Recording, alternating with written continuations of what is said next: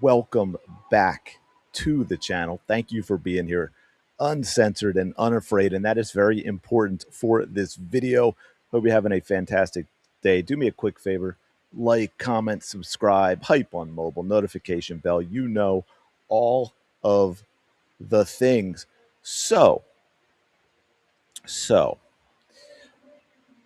remember I did a video not that long ago about Hailey Van Lith and that fantastic game that she had in preseason for the Chicago Sky, and how I'd hoped that she was going to be able to get some quality minutes this season. And what was so impressive about that performance, 20 points, 8 of 8 from the field, and I went through the video of all of her buckets. They were all tough buckets, right? There was no, she's standing in the corner, the offense is cooking, they draw defense, they hit her, she's wide open for a half an hour to hit an open bucket. No. There was some tough buckets in there, right? It was good basketball. The type of stuff we had seen from Hailey in college. Well, then, ooh, sorry, I'm bumping my camera. We had this happen, y'all. We had this happen. Chicago Sky wave Hailey Van Lith. Hailey Van Lith's time in Chicago has come to a sudden end despite a strong preseason. But wait, there's so much more to this. It gets wild, and it's kind of had me. I'm a little pissed, to be honest with you. I'm a little pissed because the WNBA is just an absolute trash organization. I'm sure you've heard me say that before, but it just keeps getting worse. It talks about that preseason game she had, how well she's been playing in the preseason. 12 and a half points, 4.5 assists per game, shooting 71.4% from the floor, and talks about how the Sky do have a lot of veteran guards. Skylar Diggins, Courtney Vandersloot, who's 87 years old, still recovering from ACL injury. Eye poker number 1, Dejanay Carrington. Eye poker number 2, JC Sheldon. Blah, blah, blah. Woof, woof, woof. And just to give you an idea of how irked I was, and again, it gets worse. There's going to be more. I put a post, kind of, saying, I guess, looking to get a reaction. Let me put it that way, because one thing I'm tired of. You probably heard me say it. I'm tired of this culture that we have, where we have a whole lot of people that weaponize certain words to use if you disagree with anything they say. Right? You're racist. You're sexist. You're a misogynist. You're a phobe this and a phobe that, and all it is. You're none of those things, by the way. It's just that they know, or they haven't figured out yet that you no longer care, that it doesn't have the same effect. But they knew when they were using them that the whole point was they couldn't handle a debate. They would be found out to be wrong and frauds in debate. So they needed to shut you up. And in order to do that, they were going to use words that were very scary. Words that are like, oh my God, I don't want to be called these things. I can't have people think I'm these things. So I'm just going to hush now. That was the whole goal, to shut you up, which is why I use it all the time now myself to the same people, because I'm like, yeah, man, I don't care. You're not going to shut me up with those words. In fact, guess what? You're those things. And then, so I put this up. Too white and straight. Could have sworn she just dropped 20 on 8 from 8 from the field. Put this up not long ago. As y'all know, I don't have much of an account on Twitter. I have like 1,400 people follow me on Twitter. It is now at 495 likes. Right before I was going to do this video, it was like 200 or so. My typical posts get about 20 likes, maybe, because people are sick of this. Shows that the WNBA hates white and straight women. She's also hot. That's a big part of it, too. They can't stand Clark because she's white and straight in the league of spiteful, angry lesbian activists, feminists, and oh, my goodness. But here we go. Here's the big reveal I want you all to get to. Got to make room for woke activists. Yes, that is correct. Now, we've all been hearing the noise, right? When Natasha Cloud ended up going unsigned, and here's why she went unsigned for the crazy people in the back. She asked for too much damn money. No one was willing to give her that money. She even figured that out eventually by firing her agent, but by then, the game of musical chairs had ended. The music had stopped. Everyone had chairs. Nobody had roster room or salary cap room to pick up Natasha Cloud. But there's a way to do that.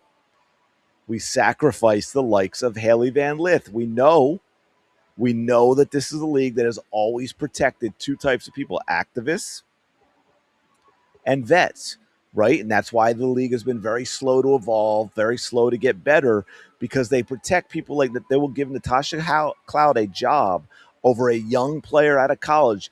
And I'm not even talking specifically about Hailey Van Lith or even Natasha Cloud. I'm talking about the vets and young players in general.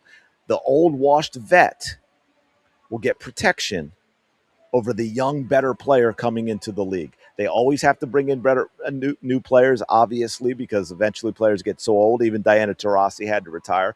But they do their best to limit that and make it an old, slow, unskilled league and protect those players. And that's what we've got going on here. Now, here's what's wild is in no other league would I ever make the comment I made, because it would never, ever cross my mind. Right? In the NFL, if a white player got cut and then they signed a player who was not white, never even crossed my mind that the two went together. But in the WNBA, it has to cross your mind, because we've seen it since Caitlin Clark came into the league, what this league is all about. You have to check boxes to get treated fairly. Caitlin doesn't check any of them. Hailey Van Lith doesn't check any of them. And I'm sure it didn't help when she came out and said, oh, wait, what? No, Caitlin wasn't doing the "you can't see me" at me. You know, the excuse Angel Reese used to act like an obnoxious, spoiled brat, following her around on the court, waving her hand, pointing to her ring finger. Yeah, it never happened.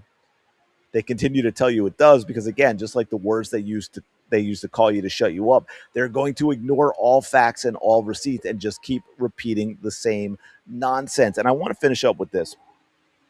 This is why I had actually done a video on this, which I now can't put up. Well, I guess I could.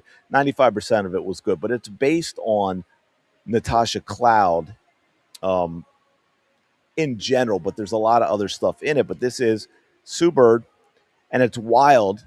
It's wild. We'll get to one of the big parts about this, which is absolutely wild that she would say this. But let's take a listen to Sue Bird talking about Natasha Cloud and basically nailing everything wrong with the WNBA and having no clue and no self-awareness that that's exactly what she's doing.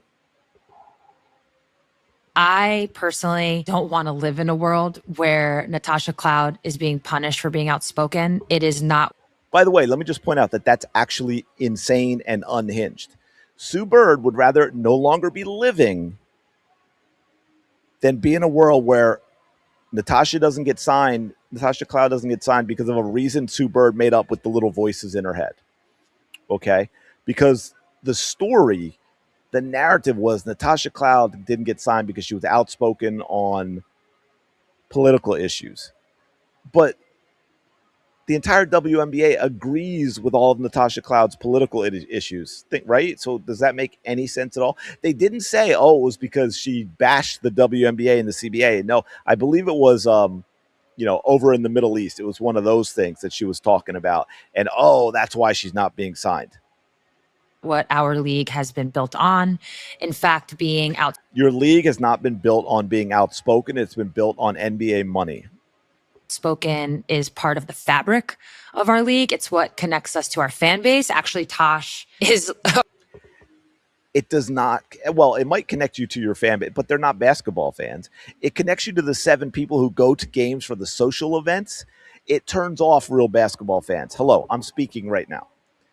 I know a lot of people watching this right now are feeling the same way. They don't care about your activism. They don't care about your politics. They don't want to hear that crap on any side. Okay, let's make that very clear. They're tired of it. They will tell you, if you were to ask them, if you were to be open-minded instead of a bubble enclosed narcissist with no self-awareness, they don't want it.